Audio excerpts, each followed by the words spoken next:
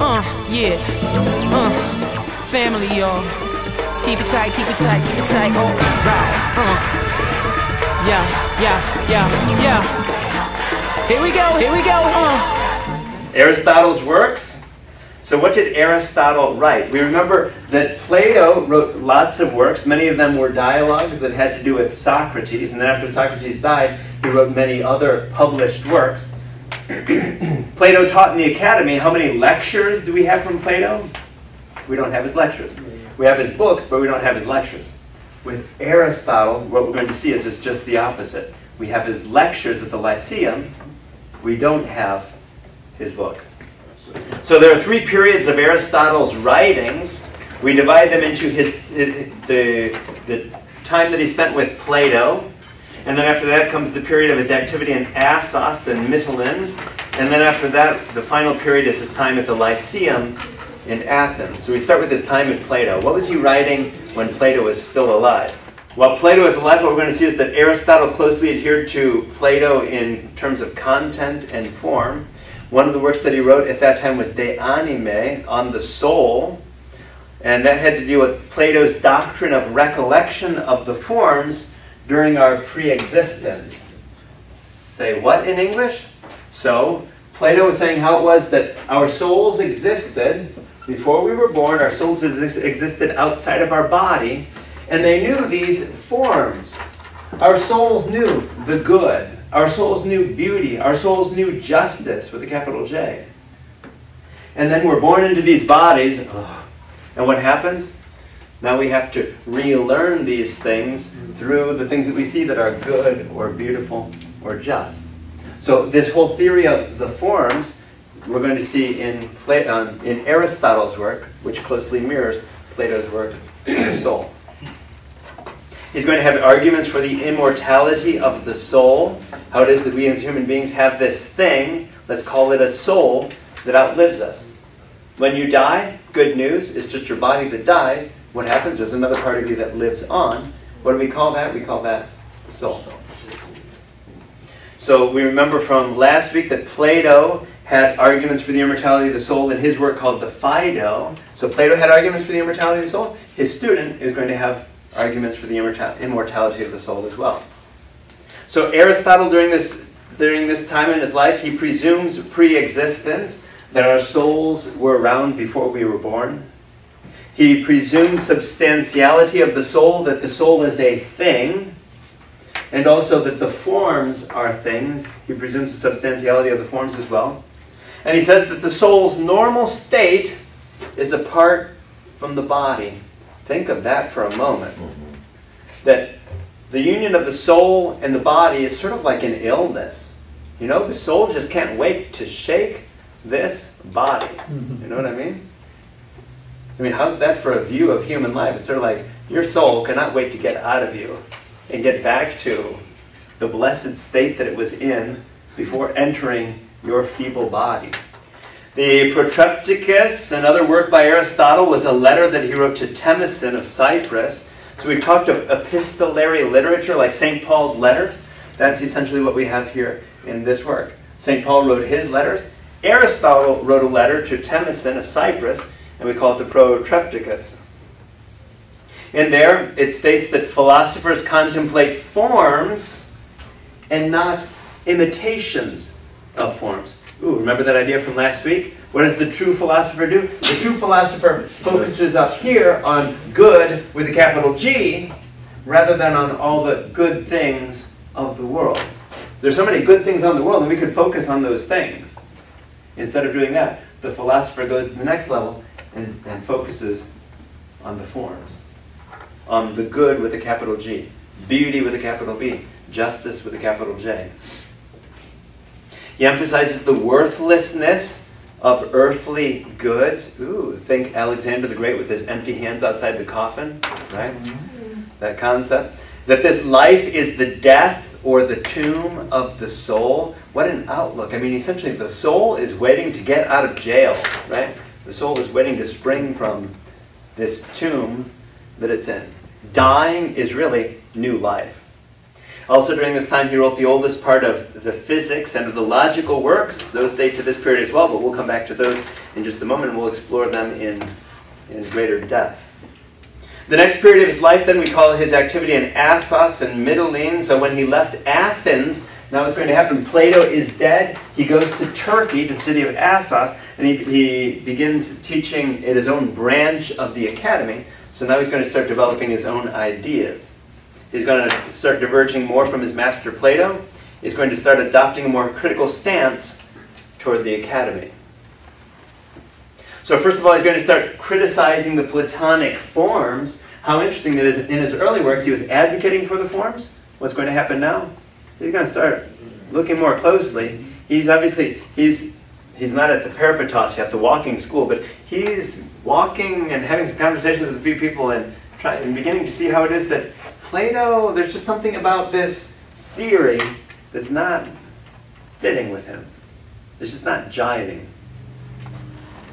We also see during this period then the appearance of the unmoved mover. Think about this for a moment. We tend to call God, God. Back then, rather than using a name like that, he was trying to think of how it is that God is different from everyone else. For us, we can be moved. There are things that move us. For instance, when I'm hungry, it moves me to eat something. Follow me? When I'm tired, it moves me to go to bed. I can be moved. God is not moved. I can be moved and I can move, right? God can move. The only difference is that God is not moved by anyone. That was Aristotle's conception of God, and that dates to this period. So before then, Aristotle's views were more in line with Plato's views. Now Aristotle's coming up with his own ideas, and one of the chief ideas that we're going to see is of the unmoved mover. Later we're going to see how it is that he comes up with 55 unmoved movers. But let's hold that thought for a moment, because during this period, the only unmoved mover that we have is the one unmoved mover with a capital U and a capital M, the unmoved mover, which is God.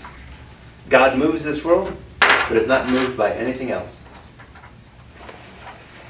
During this period, he wrote a book he had some lectures on philosophy, arguments on the existence of the divine, drawn from the gradations of perfection. So, just as we talked about last week, we start with the good. If we see something that's good and something else that's good, are they the same level of good? There are some goods that are better. So there's good, and then there's the better. And there are all sorts of things that are better than other things. But what's at the end of that line of good things? They're good things. There are things that are better. If we keep going up that ladder, there's got to be something at the top that is the best. And so what is that best thing going to be for Aristotle? His conception of God, of the divine. That God is the best thing, the best good you can ever imagine. How's that for a conception of God? He says, now since among the things that are, one is better than another, there is also a best thing, and this would be the divine. If you keep going up the ladder of good things, sort of like the best thing, there cannot be any better thing than God, which for Aristotle is the unmoved mover. God. This conception that he has of God, the one, the divine, the unmoved mover, is the best possible thing. Two other sets of lectures on the heavens and on generation and corruption. They date to this period, as do first drafts of politics and the metaphysics. We'll come back to some of the ideas in those. And then the third period of his life and writings has to do with when he was teaching at the Lyceum, the Peripatos in Athens. And this is where we see Aristotle really as a scientist. It's going to be fascinating to see, because now we're going to see Aristotle as a scientist and an empirical observer. What does that mean? Empirical is anything that we can see and watch and observe. And so it's watching that grasshopper or that butterfly or that flower or that tree. It's watching things and seeing what it is that all these things have in common. Do you remember that from last week? You're essentially looking for the universals, if you will. Okay? There are all these people in this room. Let's watch them and see how it is that they're different and how it is that they're all the same. How it is that they're all the same is the universal, Ooh, all these people have certain things in common. They all have a head and shoulders and hands and eyes. They have different things in common. Those are universals. But they also have various particulars, which simply means that, wow, look at them carefully. Some of them decided to dress in blue, and others in green, and others in yellow. And there are certain particulars. Some have different hair color. Some have different hair length, different eye color. There are different things that make them individual, and those are the particulars. During this time then at the Lyceum, he's investigating the exact nature of history, the exact details of nature and history. And this was something new in the Greek world, that he was taking a look at nature in a very detailed way. Taking a look at history in a very detailed way. Trying to remember back to all the great leaders and conquerors and battles and Olympic athletes. Many of the lectures were often pulled together into a single writing with a single title. So as you can imagine, sort of like the classes here, it's sort of like we take different classes, different lectures, pull them together, and they later became the works that were published. So they're really not books, so much as they're just the collection of different lectures that he gave over time.